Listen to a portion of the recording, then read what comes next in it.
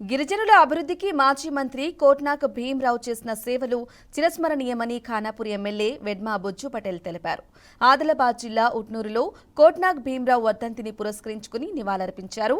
ఉమ్మడి ఆంధ్రప్రదేశ్లో తొలి గిరిజన శాఖ మంత్రిగా కోట్నాక్ భీమ్రావు ఎన్నికై ఆదివాసీ గిరిజనుల అభివృద్ధికి బాటలు వేశారని గుర్తు చేశారు. విద్యా అభివృద్ధికి కృషి చేసిన గొప్ప నాయకుడని కొనియాడారు.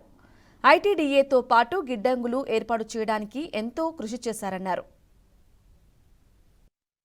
కేవలం తెలంగాణలో కాకుండా ఉమ్మడి ఆంధ్రప్రదేశ్లో అతను చేసిన సేవల్ని మనం మరవలేము.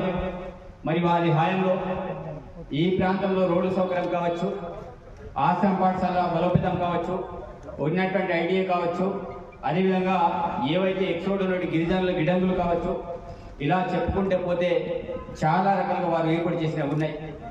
మరి ఆ రోజుల్లో కూడా విద్యా వ్యవస్థ మీద ప్రత్యేకమైన చొరవ తీసుకొని మరి విద్యా వ్యవస్థనే బాగుపడితే తప్పకుండా మన పిల్లల బతుకులు బాగుపడతాయి.